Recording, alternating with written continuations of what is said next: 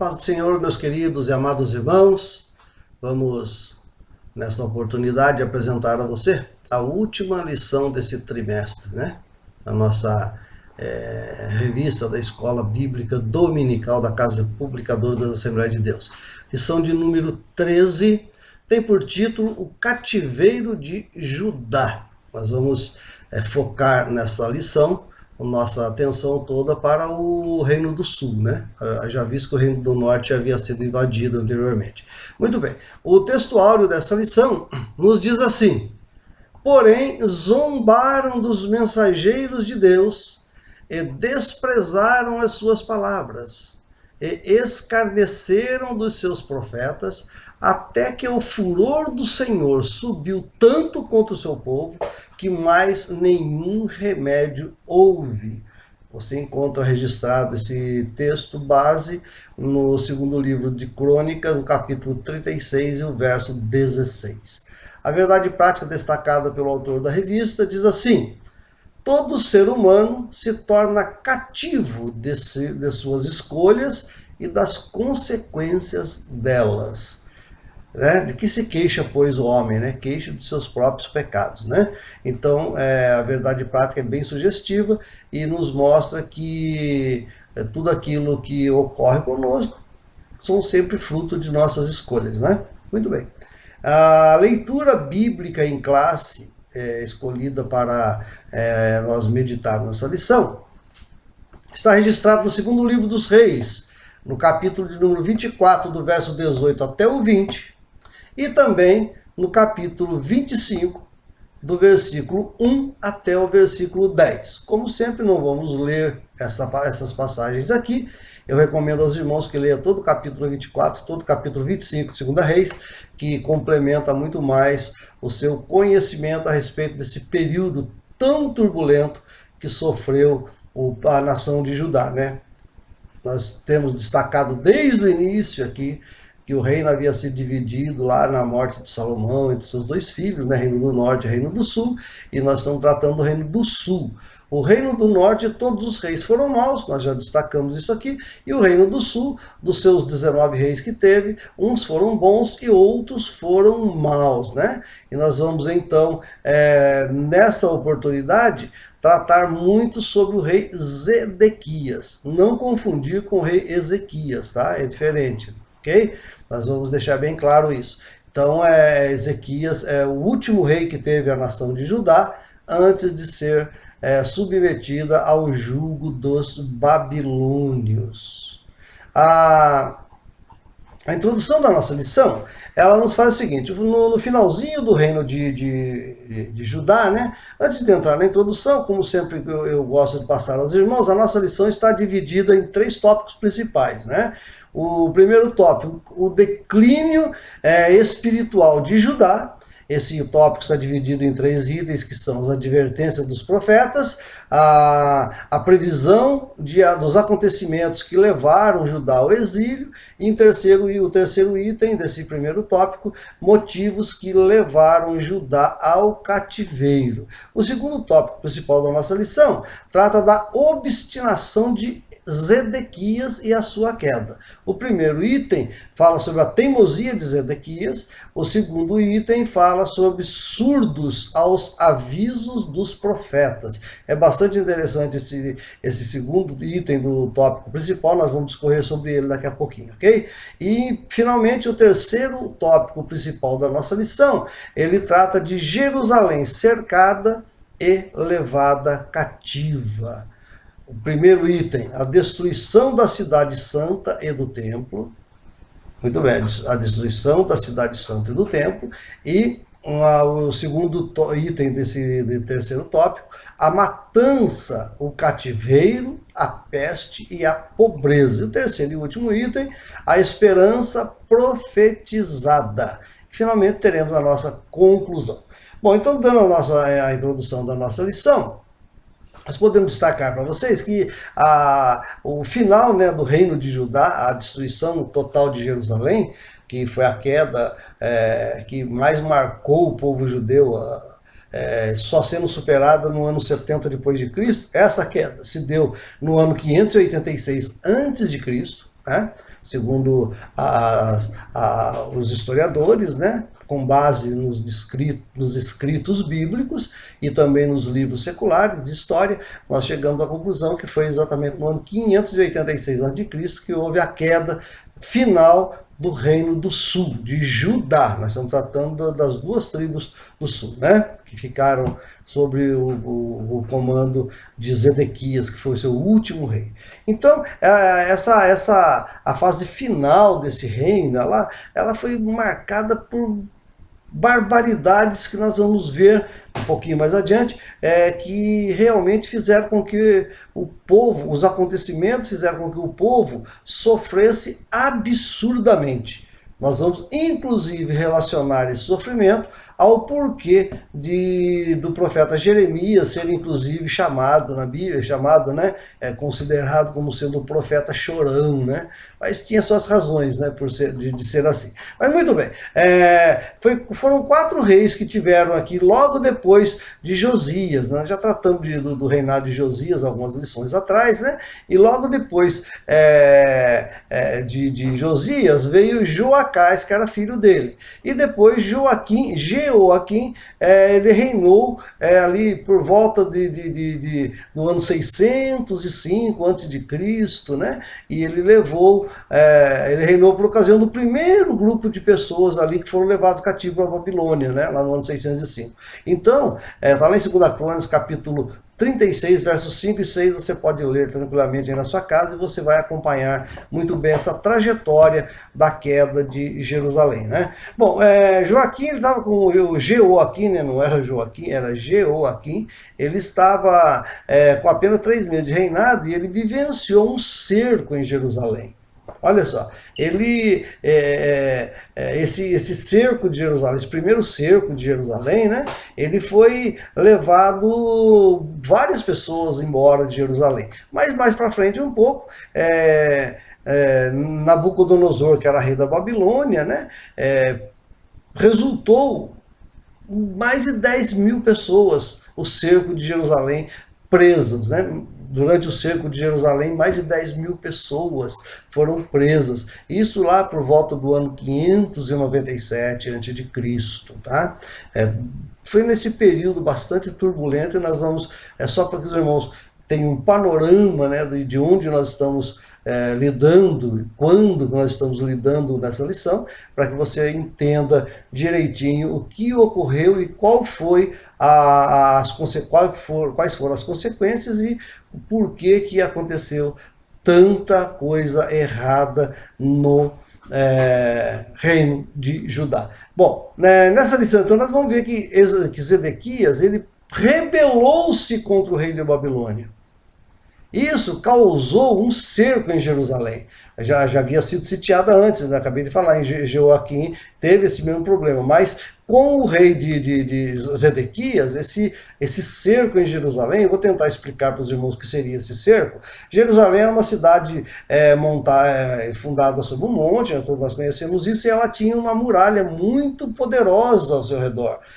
Para que se tomasse a cidade de Jerusalém, lá desde a época de Davi, né? Quando começou a construir Jerusalém, o templo, etc., o palácio, foi construída essa grande muralha, né, que foi restaurada depois, mais tarde, por Neemias, né, mas não é o nosso foco nessa lição. O foco é dizer que era uma cidade muito forte.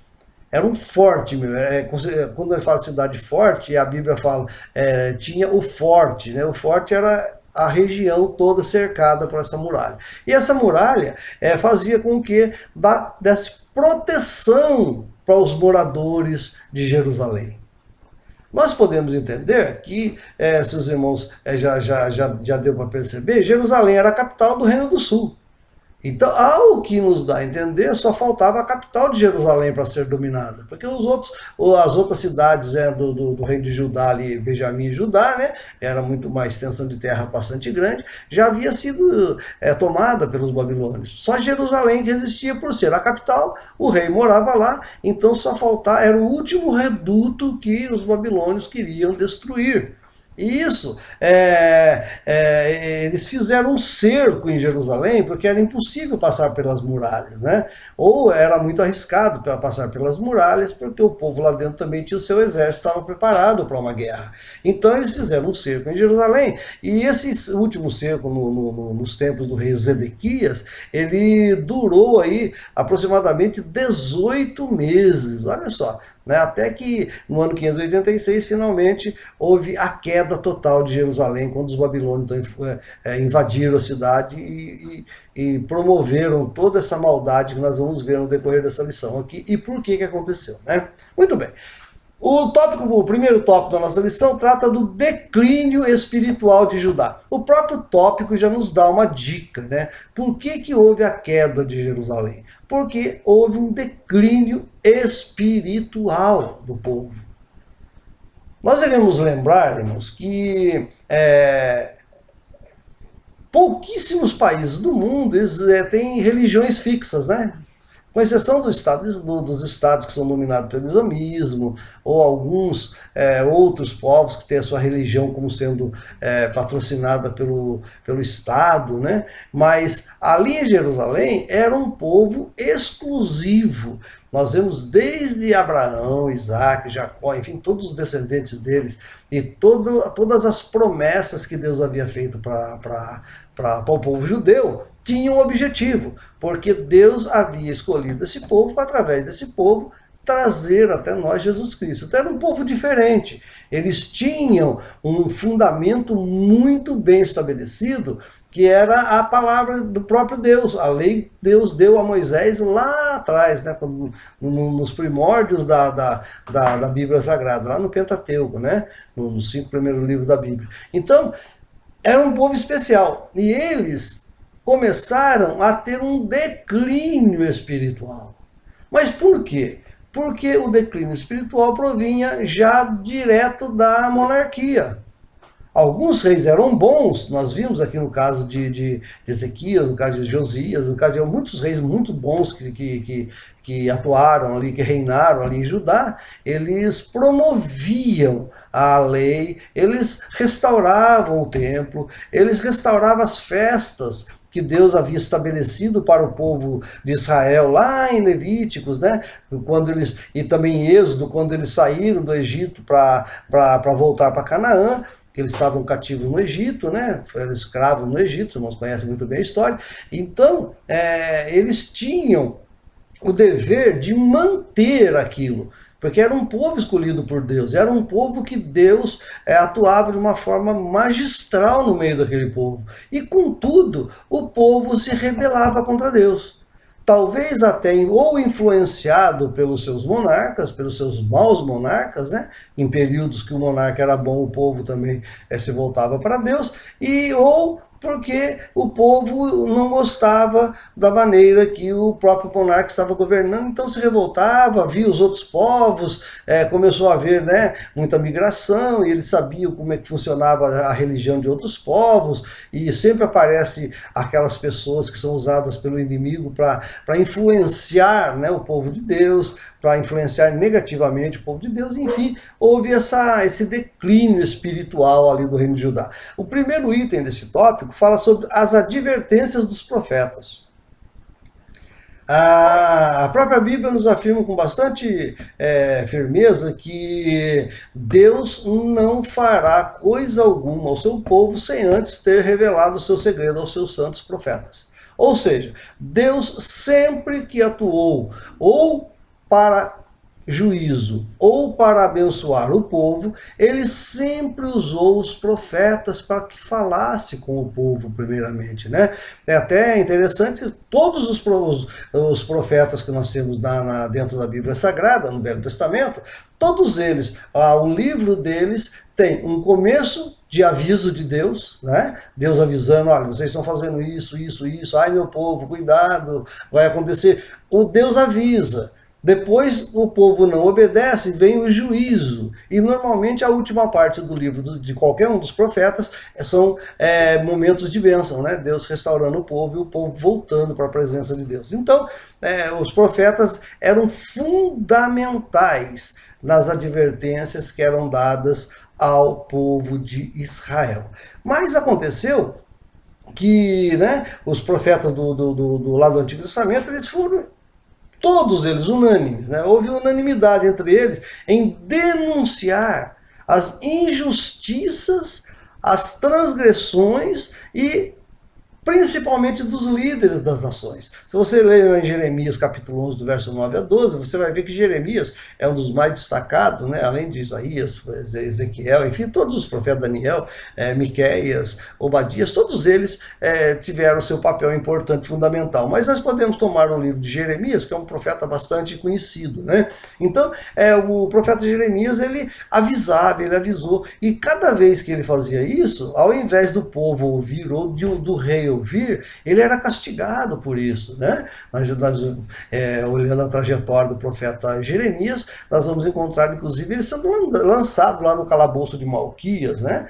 Atolou o Jeremias na lâmpada, que ele ia morrer lá. Se não fosse alguém interceder a favor de Jeremias ao rei, porque o rei mesmo até que gostava de Jeremias, né? Ele não tinha, embora não obedecesse tudo, mas ele não tinha nada contra o profeta Jeremias. Ele então mandou tirar Jeremias do fosso. Então, todos os profetas, principalmente Jeremias, né, foram muito castigados pelo povo e até pelos monarcas, em virtude deles denunciarem as transgressões do povo e dos líderes, né?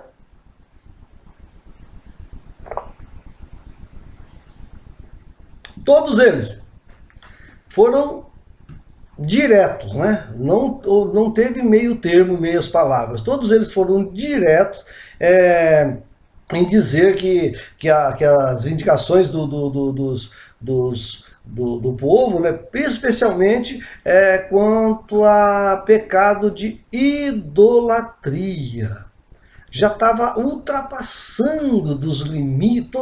Qualquer idolatria não cabe em limite algum, né? Mas os do povo de Judá já estava ultrapassando, extrapolando qualquer bom senso, né? Eles já estavam oferecendo sacrifício a ídolos, já começaram, inclusive, em alguns casos um pouco raros até dentro de Judá, muito especialmente nos outros povos de outros povos, né, de outros países, eles tinham o costume de oferecer crianças em sacrifício aos seus deuses, né, aos seus falsos deuses. E isso estava contaminando de tal maneira o povo que não havia mais o que fazer com aquele povo, né? O povo era um povo realmente devasso, um povo realmente maldoso, um povo realmente sem o mínimo temor a Deus, aquele grande Deus que havia os livrado de tantas batalhas, de tantos inimigos, livrado de tantas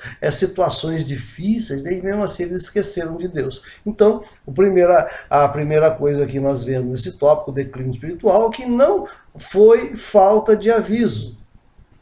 Todos os profetas foram unânimes em avisar, em admoestar, em chamar a atenção do povo. Olha, povo, vocês estão fazendo errado, vocês estão trabalhando de uma forma totalmente fora daquilo que Deus vos chamou para fazer, né? Então, todos eles foram unânimes nisso. O segundo item desse primeiro tópico fala da previsão dos acontecimentos que levaram Judá ao exílio, né? Principalmente Jeremias, né, o ministério dele foi um dos mais importantes nesse período. Foram 4 reis, nós já vimos aqui, né? Joacás, filho de Josias, Jeoaquim, e depois, por fim, Jeoaquim, depois Joaquim e depois Zedequias. Os 4 últimos reis de Israel, que eram contemporâneos de Jeremias. Jeremias profetizou durante o reinado de todos esses 4 reis. Então ele acabou se tornando o profeta mais importante dessa época de Israel. Por isso que a lição destaca muito a presença do profeta Jeremias e não de outros povos. Embora Miqueias, como eu já acabei de dizer, também tenha profetizado nessa mesma época. Tá? Então, Jeremias, ele iniciou a atividade profética dele no reinado de Josias, lá atrás, nós vimos as 2 lições atrás, né? E ele deu continuidade para o 4 reinos seguintes. Se você ler lá em Jeremias capítulo 1, do verso 1 até o 3, você vai ver que ele próprio descreve o período em que ele atuou como profeta, né? Então, no tempo desse grande profeta, aí já existia uma discórdia muito grande, as pessoas já não davam muita atenção porque o profeta falava. Por quê? Porque o povo estava contaminado por falsos profetas, né? Porque, inclusive, é bastante interessante nós fazermos um comparativo entre aquela época e o que nós vivemos hoje, né? Nós vivemos hoje uma verdadeira festa de profecias ou de profetas ou de supostas revelações que chegam até a ser consideradas para fundação de igrejas, né, de outras denominações. Infelizmente isso ocorre, e os falsos profetas estão aí espalhando, dizendo que se você faz tudo certinho, Deus tem dívida para com você e te paga, né? Você tem que ser bem santinho, aí Deus vai lá e te retribui. Quando na realidade o cristianismo não prega dessa forma. Nós somos sempre errados, nós não temos condições nenhuma. Nós somos pecadores, sim. O próprio apóstolo João disse que se nós dissermos que não temos pecados, já nos fazemos de mentiroso, e já somos pecadores por isso, né? Então, nós sabemos que a razão de nós estarmos aqui são as misericórdias do Senhor. Nós vamos ver daqui a pouquinho o livro de Lamentações que fala sobre isso também, né? Lamentações de Jeremias, do próprio profeta Jeremias, que é um livro poético que ele escreveu relatando aquele período que ele viveu ali em Judá, esse período bastante conturbado. Então ele teve a participação dele durante esses 4 reinados, no último rei de Judá, e ele advertiu, chamou todos eles, ele falava, ele foi preso, ele fez, fizeram de tudo com ele, bateram nele, expulsaram ele da cidade, enfim, ele tentava de todas as formas mostrar, e aí ele fazia as previsões, olha, vai acontecer tal coisa com o povo de Israel. Jeremias, ele fez de um modo tão peculiar, por isso que nós estamos tratando de Jeremias, né? Que parece até que ele está se referindo aos falsos profetas dos nossos dias. Olha lá em Jeremias, capítulo 23, o verso 16 e 17. Você vai conseguir fazer essa correlação entre o período de Jeremias e o período atual nosso, que eu já trouxe uma pequena explanação aqui, em função do tempo nós não podemos aprofundar. Ok? Mas lê lá que você vai entender. O terceiro item desse primeiro tópico fala sobre os motivos que levaram Judá ao cativeiro.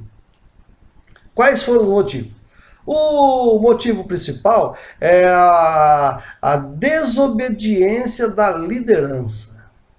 A liderança que não obedecia. Quando a liderança não obedece, o povo todo padece, não é verdade? E essa posição ela foi mostrada, ela foi trazida à tona, ela foi consolidada, né, por vários outros profetas. Eu já citei aqui Miqueias, você pode ler lá em Miqueias, capítulo 3, do verso 9 até o 11, você vai ver que Miqueias também usava das mesmas palavras de Jeremias para o quê? Advertir os monarcas, advertir os líderes de que eles estavam deixando muito a desejar. E os líderes mandavam matar os profetas. Os irmãos podem até se lembrar quando Jesus chegou em Jerusalém, né? Ele olhou para Jerusalém, inclusive ele chorou sobre Jerusalém, né? Ele disse o seguinte: Jerusalém, Jerusalém, que mata os profetas que são a ti enviados, né? Como eu gostaria de ajuntá-los como uma galinha junto aos seus pintainhos debaixo de suas asas. Os irmãos conhecem bem, está lá em Mateus capítulo 23, verso 35, né? Então depois vamos ler lá, tranquilo. Então, a situação de Judá, ela é uma triste realidade de um povo que recebeu tantas profecias, tantos avisos, e Deus deu tanta oportunidade de arrependimento, mas o povo decidiu pela apostasia. Quando olhamos para a história de Judá, nós cultivemos um sentimento de humildade no nosso coração. Nós temos que ter humildade no nosso coração. Temos que ter temor ao Senhor, temor de Deus, para que nós sejamos prevenidos dessas apostasias que estão aí no mundo, né? Você pode ler lá em Hebreus capítulo 12, verso 16 e 17, tem referência sobre isso lá também. Então, andar com Deus é a melhor maneira que nós encontramos de tirar todos os obstáculos que atrapalham a felicidade, atrapalha o bom funcionamento, vamos dizer assim, chamar assim, né, para entender melhor, da nossa alma. Então nós temos que tirar tudo isso da frente para que a nossa caminhada cristã seja coroada de êxito. O segundo tópico principal da nossa lição fala a obstinação de Zedequias e sua queda. O primeiro item fala da teimosia de Zedequias, né? Ele, sendo o último rei de Judá, ele não entendeu bem a conjuntura que a nação se encontrava naquele momento, né?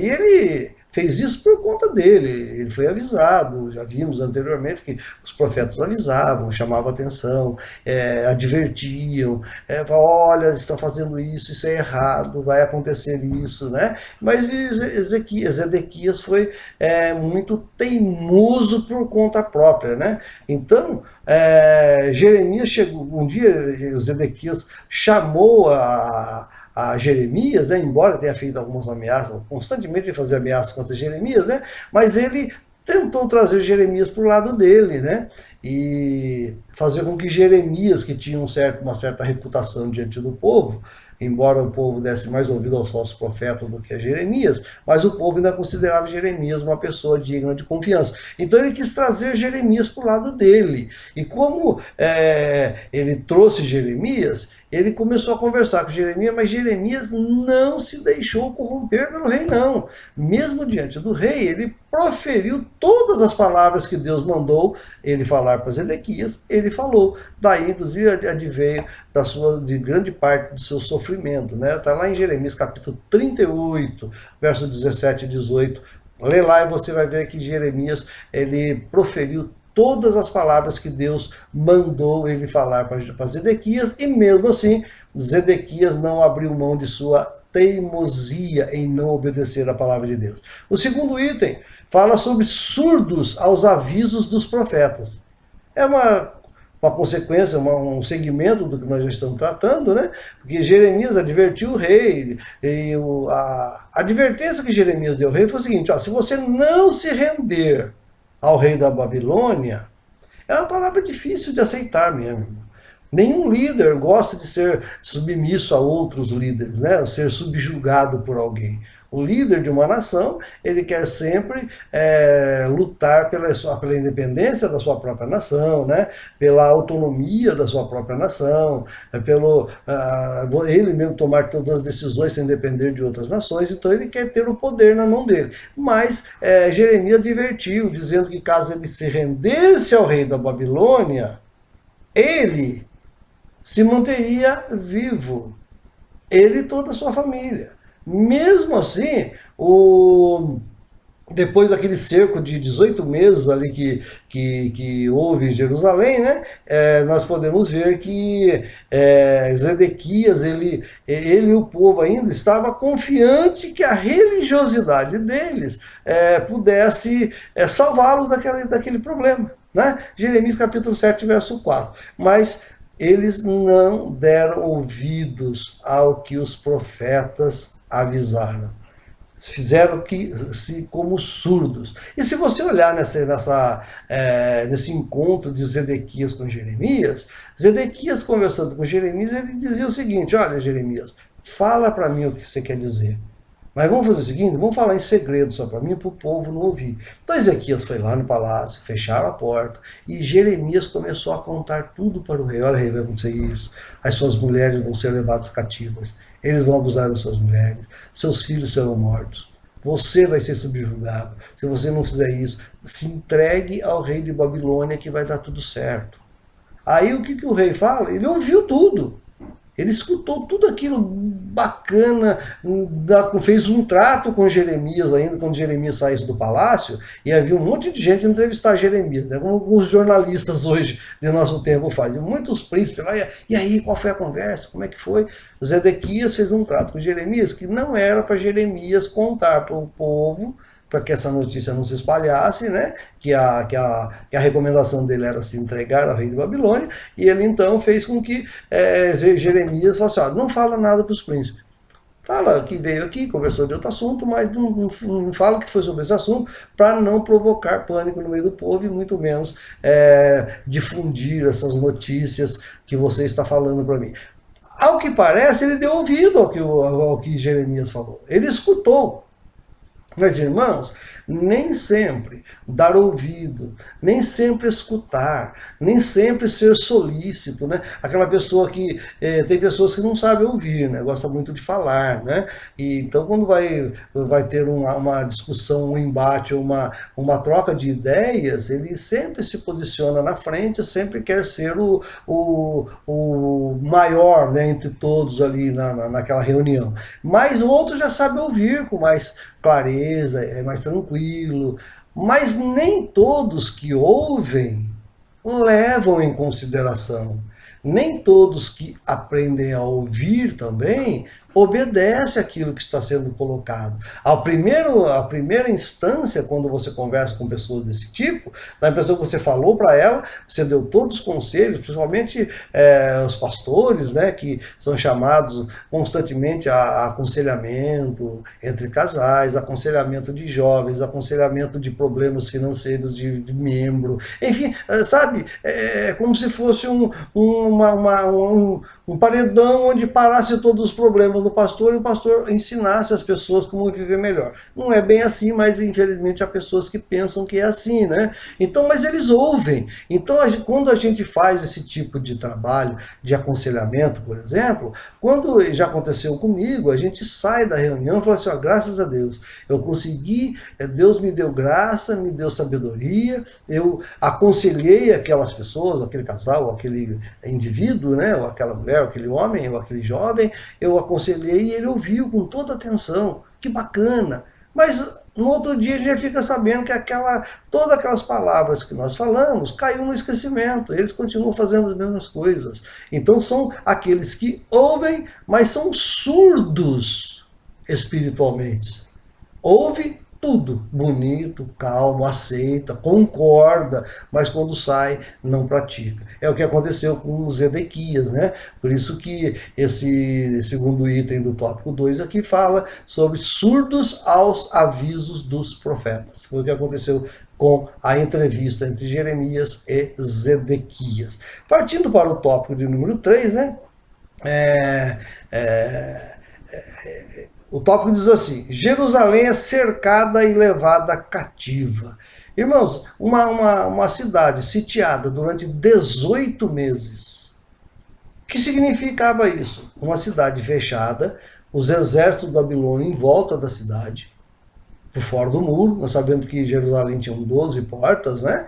12 portas ali, com os 12 filhos de Jacó, você conhece toda a história. Então, ali era comércio, entrava mercadoria, saía mercadoria, vendia, as pessoas saíam viajar e voltavam, enfim, tinha aquela liberdade. De repente, o exército babilônico cerca a cidade. Durante 18 meses, 1 ano e meio, a cidade fica fechada. Ou seja, ninguém entra e ninguém sai da cidade. Imagine uma cidade nessa situação, com uma população considerável para a época, né?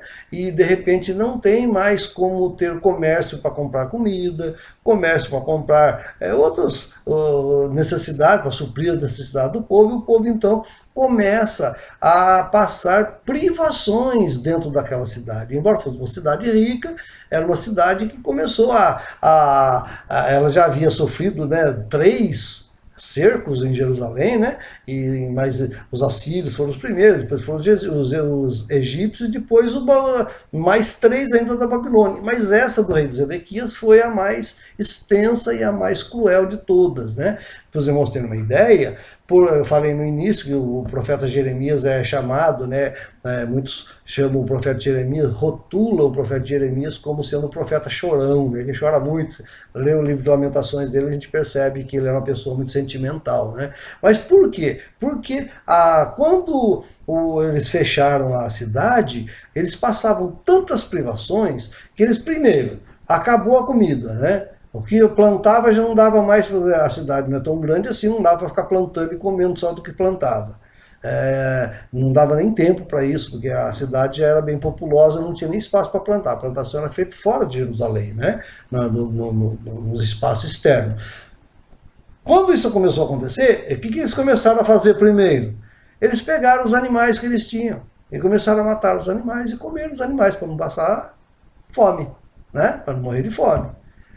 Só que os animais também acabaram.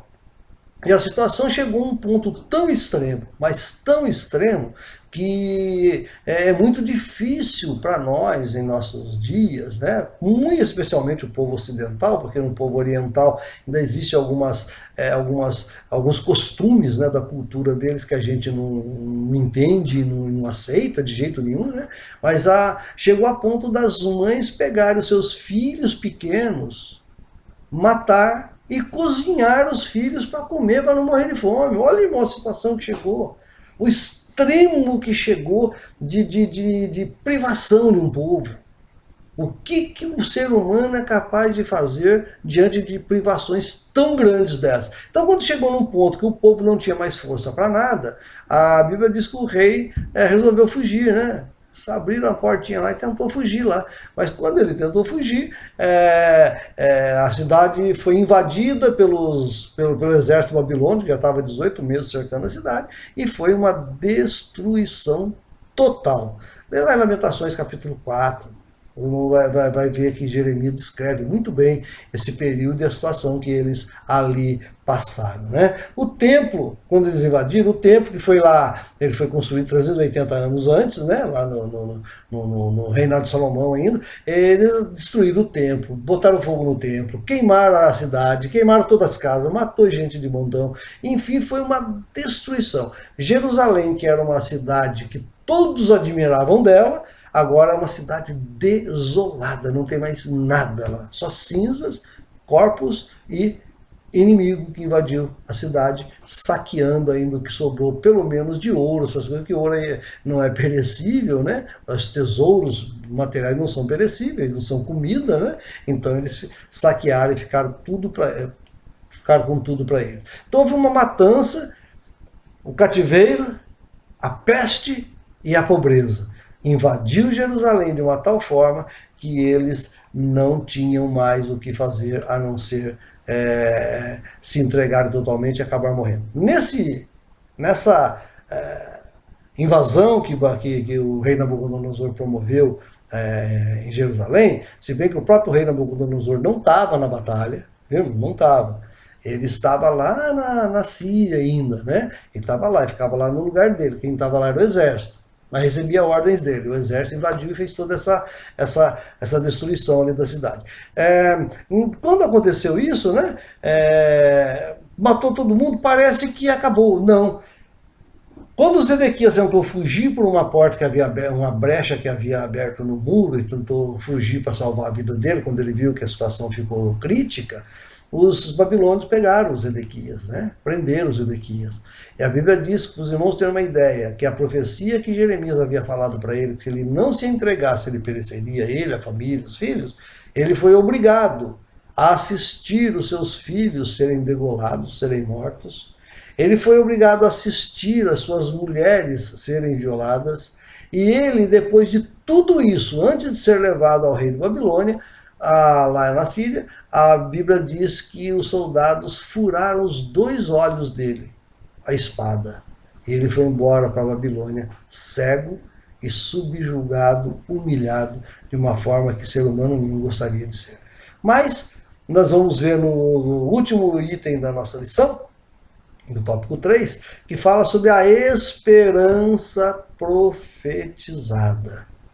É muito interessante notar, irmãos, que Deus tem os seus planos e os seus planos não são frustrados. Ele oferece todas as condições para que o seu povo lhe obedeça e siga os seus caminhos. Se o povo é rebelde, mesmo assim Deus continua amando. Mas você vai dizer, como é que Deus ama um povo e permite que aconteça tudo isso com o povo? Olha, sabe o que aconteceu? Todos os avisos, tudo que Deus havia feito até então para o povo, não havia dado resultado. Os profetas avisaram, os profetas profetizaram, os profetas mostraram o juízo que viria. Os profetas fizeram de tudo, viu no começo da lição, né? E mesmo assim o povo não queria saber. A idolatria, adorar Baal, levantar altares aos outros deuses, e a prostituição, a corrupção no meio do governo, no meio do povo, matança, assassinatos, estupros, tudo que você imagina de ruim estava acontecendo no meio do povo, e o povo não tinha mais temor de Deus. E tudo que era que Deus deu de chance para o povo não soube aproveitar. Então o que aconteceu? Veio o cativeiro, o que sobrou daquele povo, que a maioria foi morta, né, foi para a Babilônia. E sabe o que aconteceu lá em Babilônia? Eles passaram a estudar novamente a palavra de Deus, a lei de Deus, e voltaram-se para Deus lá no cativeiro babilônico. Olha como é que Deus faz. Então Deus é um Deus de justiça. E ele, sim, ele é misericordioso. Porque era muito simples, havia exterminado todo o povo, acabava todos os problemas, né? Mas os planos de Deus não podem ser frustrados e as suas misericórdias não têm fim. Lamentações 3, 22 e 23, vamos ler para que fique bem gravado, embora seja bem conhecido, né? Diz assim a palavra de Deus, ó. Capítulo 3, versículos 22 e 23 de Lamentações. Diz assim a palavra de Deus: as misericórdias do Senhor são a causa de não sermos consumidos, porque as suas misericórdias não têm fim. Novas são a cada manhã, grande é a tua fidelidade. Então, irmãos, com tudo isso que aconteceu com o povo, a misericórdia de Deus não foi maculada. Deus continuou misericordioso, né? Ele é tão misericordioso e tão fiel quanto justo. Então, por isso, o povo fez isso. Inclusive, o salmista escreveu um salmo, e esse salmo fala, né? Alguém lá na Babilônia pede para que eles cantem as músicas que eles cantavam lá em Judá. Então eles lá no cativeiro eles reclamam, né? Como nós vamos cantar numa terra estranha, né? Longe da nossa terra? Nós não temos alegria no coração para cantar felizes, né? É até interessante esse salmo, né? Depois nós podemos, uma outra oportunidade, discorrer mais sobre esse salmo, que é muito maravilhoso. Irmãos, mas o maior motivo da nossa esperança, a nossa, hoje, atual, é a ressurreição de Cristo. Hoje nós passamos lutas, tribulações, mas não se compara com o que passou o povo. O povo foi jogado no cativeiro para no cativeiro se arrependerem. E Deus hoje usa de tanta misericórdia para conosco e muito mais. Derramou abundantemente sobre nós a sua graça através de Jesus Cristo, seu Filho, que morreu em outro lugar, né? Em nosso lugar. O cativeiro babilônico ele parece uma tragédia, né? Já falei para os irmãos. Mas, no entanto, ele provou ser uma bênção comum, uma bênção diferente. Lá na Babilônia, como já disse, irmãos, os judeus voltaram para a Escritura a fim de entender o que estava acontecendo com eles, né? De forma decisiva, eles rejeitaram a idolatria. Eles aprenderam isso lá no cativeiro, rejeitaram a idolatria. Depois do cativeiro, a nação nunca mais, não há mais registro de que a nação de Israel foi atraída novamente para os falsos deuses. É muito interessante nós notarmos isso. Nós estamos chegando à conclusão da nossa lição, espero que você tenha absorvido pelo menos parte de tudo aquilo que foi aqui dito. Você pode estudar tranquilamente, a revista da escola está nas suas mãos, você pode estudar a Bíblia Sagrada e você vai entender com mais clareza tudo isso que nós estamos expondo para você aqui, ok? Então a conclusão, como eu sempre faço, eu leio na íntegra. A experiência do reino de Judá no cativeiro é uma grande e triste lição para todos os crentes. Quando os falsos deuses ocupam o coração de uma pessoa, ela se torna cativa de suas escolhas erradas. A boa notícia é que, pela misericórdia de Deus, Judá retornou à sua terra prometida. Deus ainda usa suas misericórdias para com o seu povo. Elas não têm fim. Novas são a cada manhã, repetindo Lamentações 3 e 23. Que Deus possa abençoar a sua vida. Encerramos aqui mais um trimestre. Esperamos você para acompanhar as lições, para divulgar esse nosso trabalho. Passe, distribua para outras pessoas, divulgue, né? Mostre para outras pessoas, compartilhe esse vídeo para que todos possam também aprender mais e mais da palavra de Deus, e no próximo trimestre estaremos já com lições renovadas. Ok? Deus abençoe a todos, um grande abraço É o que nós desejamos a todos vocês, em nome de Jesus. Amém.